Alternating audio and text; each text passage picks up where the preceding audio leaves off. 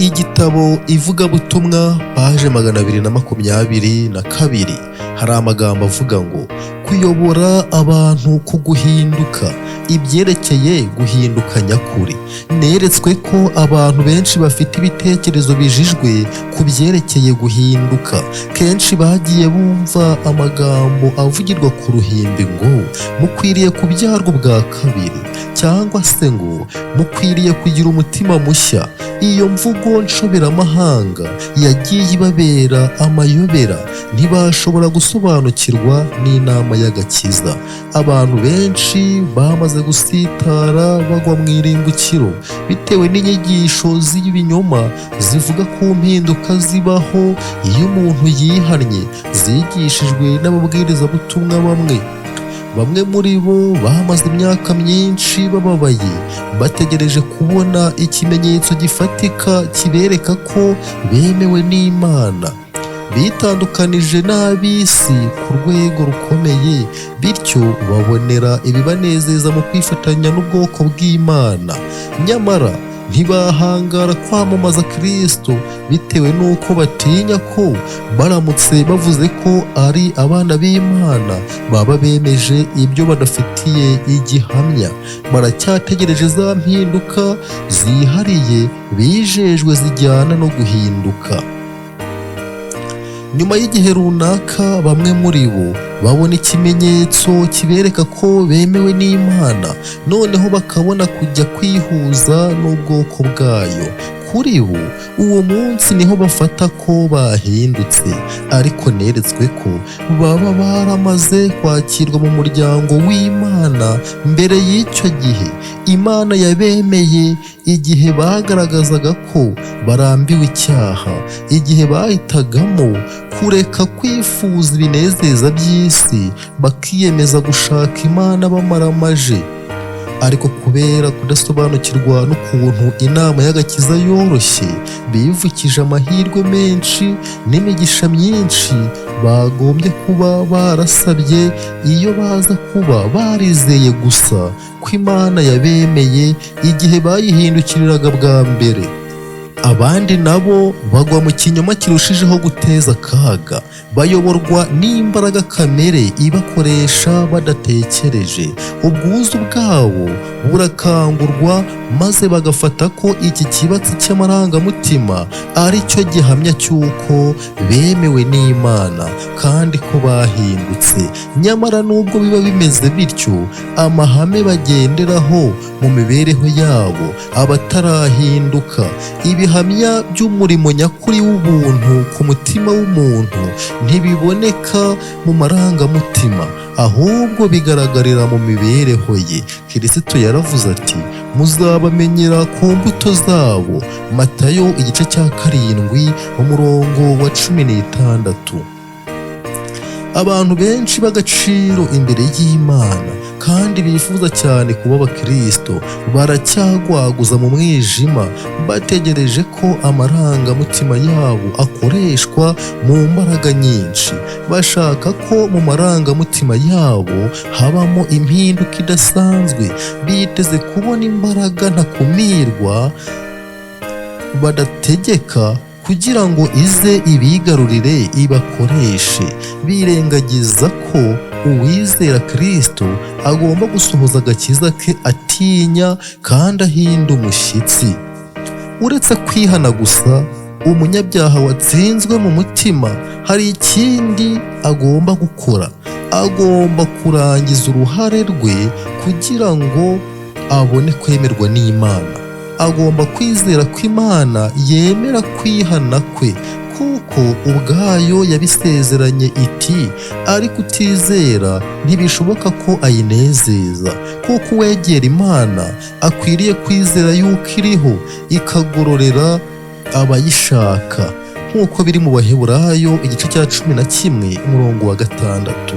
Umurimo w'ubuntu bw'Imana mu mutima w'umuntu ntukorwa mu kanya nk'ako guhumbya, ukorwa binyuze mu guhora uri maso buri munsi kandi wizeye amasezerano y'Imana. Imana ntizasezerera amaramasa umunyabyaha wihana kandi wizera ndetse agashikama ku kwizera no kwifuza akomeje ubuntu bwa Kristo buhindura umuntu akaba mushya. Imana izamubabarira, kandi uko azajya arushaho gukoresha imbaraga ze ngo ajye mbere, abamarayika batumwa gukorera abantu bazamufasha. Guhinduka ntikumera kimwe ku bantu bose. Abantu bose ntibateye kimwe. Ntabwo guhinduka kumera kimwe ku bantu bose. Yesu niwe wemeza umutima, maze umunyabyaha akavuka bundi bushya, avukiye kugendera mu bugingo bushya. Akenshi abantu bagiye biyegurira Kristo, kandi nta kwemezwa gukoreshejwemo imbaraga kubayeho, ndetse nta no gushenjagurika k'umutima, nta n'inkeke z'igishinja ku mutima. Bitegereje umukiza wahawe ikuzo, maze babaho. Babonye ubukene bw'ubugingo, babonye ko umukiza abahagije, ndetse ko ibyo abasaba bikwiriye. Bumvise ijwi rye ababwira ati, nimunkurikire, maze barahaguruka bakamukurikira. Uku guhinduka kwari uk'ukuri, kandi bari bafite imibereho y'iby'iyobokamana irangwa no kumaramaza. Nk'uko byagenze ku bandi, bababajwe bikomeye. Ntabwo guhinduka gufite ihame rimwe n'umurongo umwe rikurikiza. Abantu babara uburyo iby'idini byagombye kugenzwa, kandi bakaba bafite ihame rimwe n'umurongo utaziguye bakurikiza mu gusakaza umucyo n'ubuntu bashobora kuba bafite. Mu by'ukuri ntibaba bafite umwuka wera ku rugero rushyitse. Nubwo tutabasha kureba umwuka w'Imana, tuzi ko abantu bapfiriye mu bicumuro n'ibyaha batsindwa mu mitima yabo, kandi bagahinduka bitewe n'imikorere y'umwuka wera. Abapfapfa n'abayobagurika bahinduka abantu badakebakeba. Abinangiraga imitima bihana ibyaha byabo, kandi abatarizeraga Imana bakayiringira. Abakinnyi b'urusimbi, abasinzi n'abahehesi bahinduka abantu bahamye, birinda muri byose, kandi bimbonera. Ibyigomeke n'intakurwa kw'izima bahinduka abagwaneza, kandi bagasa na Kristo. Iyo tubonye izo mpinduka mu mico y'abantu, tumenya tudashidikanya ko imbaraga y'Imana ihindura imitima yahinduye uwo muntu wese uko yakabaye. Ntabwo twabonye umwuka wera n'amaso yacu, ahubwo twabonye igihamya cy'umurimo we ku mico yahindutse y'abari basanzwe ari abanyabyaha binangiye, kandi bafite umutima ukomeye nk'ibuye. Uko umuyaga uhuha ibiti binini ukabikuza hirya no hino kugeza ubwo ubigusha, niko n'umwuka wera ashobora gukora ku mitima y'abantu, kandi nta muntu ushobora guhagarika umurimo w'Imana. Umwuka w'Imana yigaragaza ku bantu batandukanye mu buryo nabwo butandukanye. Umuntu umwe ashobora kugendererwa n'iyi mbaraga, maze agahindira umushyitsi imbere y'ijambo ry'Imana. Kwemezwa mu mutima we bizaba byimbitse cyane, bisa naho ishuheri no kwivumbagatanya kw'amarangamutima bihorera mu mutima we, bityo ubugingo bwe bwose bugacishirizwa bugufi kumvira imbaraga y'ukuri. Iyo Uwiteka agiriye imbabazi umuntu wihannye, uwo muntu yuzura umurava, agasabwa n'urukundo rw'Imana, akuzura kumaramaza n'imbaraga, kandi umwuka utanga ubugingo yakiriye ntushobora gukumirwa.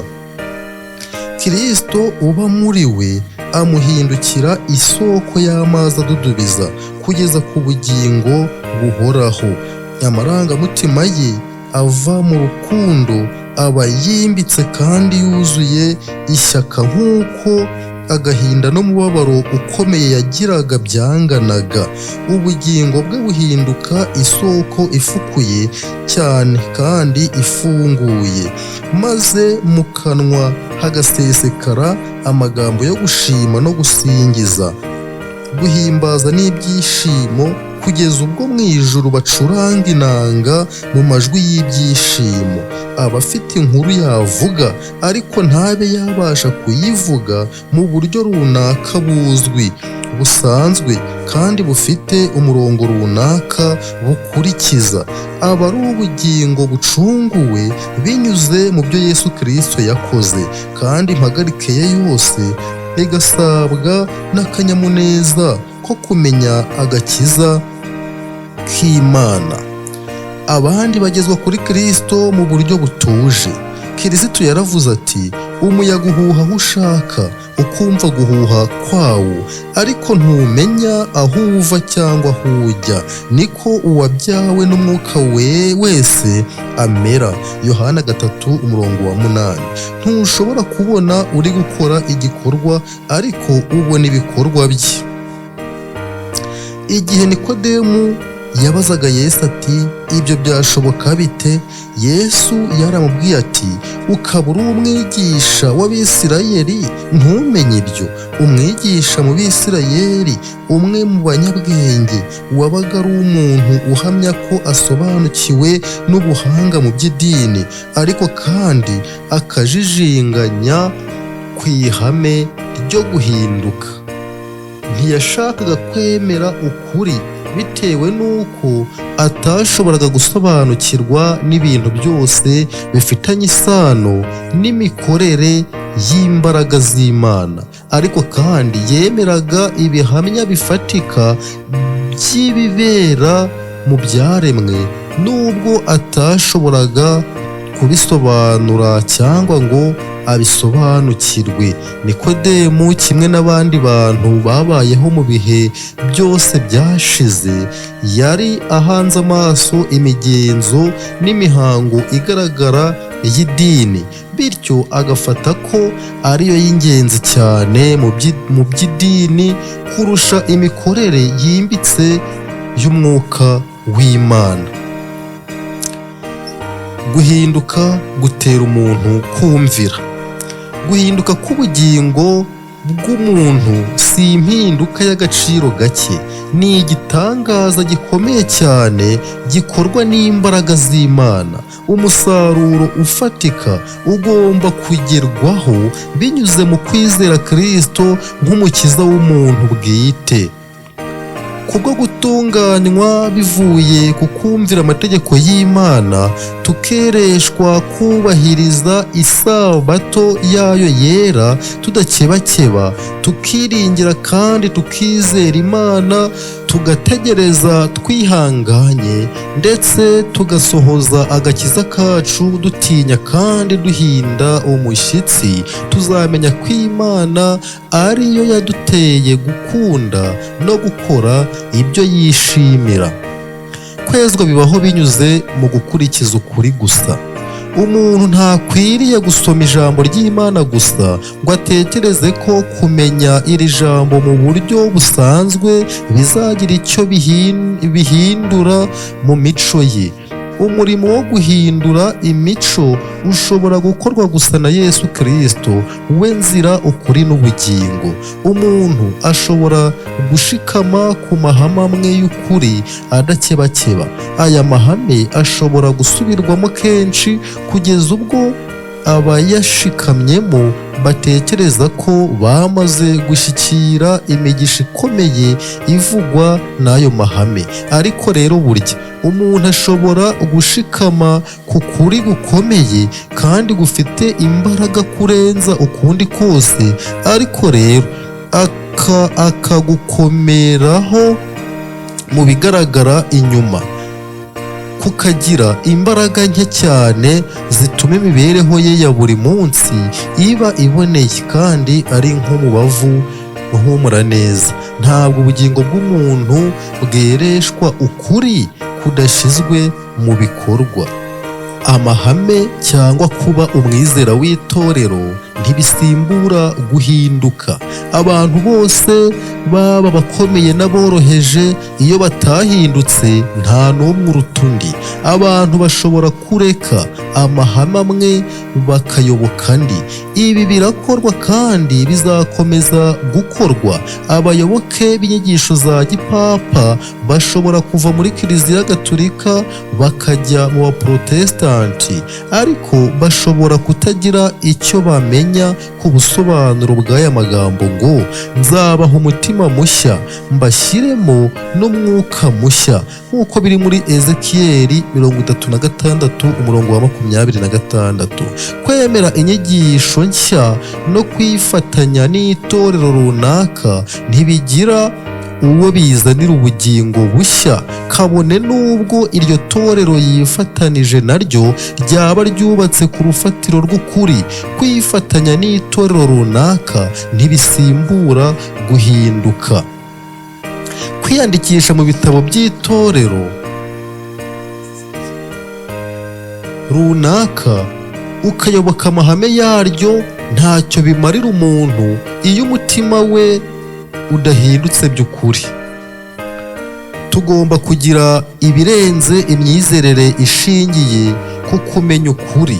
Abenshi mu Bayuda bizeraga ko Yesu ari umwana w'Imana, ariko bari abibone bikabije kandi bararikiye gukomera kwabo ku buryo ibyo byatumye batamwiyegurira. Biyemeje kwanga ukuri maze bakomeza kumurwanya. Ntabwo imitima yabo yakiriye ukuri nk'uko kuri muri Yesu. Igihe umutimanama wonyine ufashe ukuri nk'ukuri koko, iyo umutima udakanguwe ngo ubashishwe kwakira uko kuri, intekerezo zonyine nizo zikorwaho. Ariko iyo ukuri kwakiriwe n'umutima nk'ukuri koko, kuba kwanyuze mu mutimanama kandi kuba kwigaruriye ubugingo bukoresheje amahame yako atunganye. Umwuka Wera niwe ugushyira mu mutima w'umuntu, agahishurira intekerezo ubwiza bwako, ku buryo imbaraga yako ihindura ibasha kugaragarira mu mico y'uwo muntu. Guhinduka ni umusaruro uva ku mwete ukubiye hamwe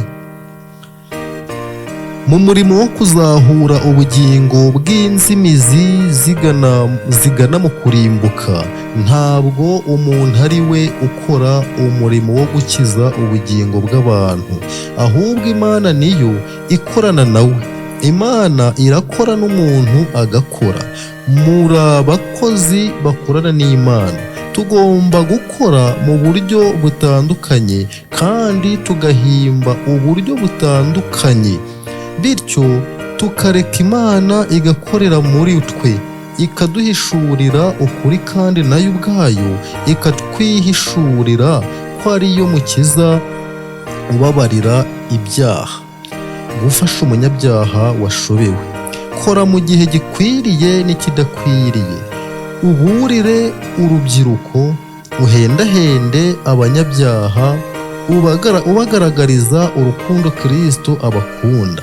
Igihe uzumva ijwi ry'umunyabyaha ataka ati yo, ibyaha byanjye, mfite ubwoba ko byabaye umurengera bidashobora kubabarirwa, mushishikarize kwizera. Erereza Yesu, umwerereze cyane uvuga uti nguyu umwana w'intama w'Imana ukuraho ibyaha by'abari mu isi, nk'uko biri muri Yohana 1:29. Niwumva ijwi ry'utaka agira ati Mana mbabarira kuko ndi umunyabyaha, Luka 18:13. Uwo muntu uhinda umushyitsi, mwereka umukiza ubabarira ibyaha kugira ngo amubere ubuhungiro. Abamarayika barishima. Guhinduka k'ubugingo bw'abantu bukegurirwa Imana ni umurimo ukomeye cyane. Ni nawo murimo wo mu rwego rwo hejuru cyane abantu bashobora kugiramo uruhare. kwihangana kw'Imana, urukundo rwayo rutarondoreka, ukwera kwayo n'imbaraga zayo bihishurirwa mu guhinduka k'ubugingo bw'umuntu. Uguhinduka nyakuri kose guhesha Imana ikuzo kandi kugatera abamarayika guturagara bakaririmba. Imbabazi n'umurava birahuye, gukiranuka n'amahoro birahoberanye. Amagambo twareberaga hamwe yatubwiraga ibyerekeye guhinduka nyakuri ni hano arangiriye. Reka duharanire guhinduka nyakuri mu mibereho yacu, kuko aribyo bizatugira ababereye kuba mu bwami bwo mu ijuru. Ibyo nibyo mbasabiye ntanjye ntiretse, mu izina rya Yesu Kristo umwami n'umukiza wacu, amen.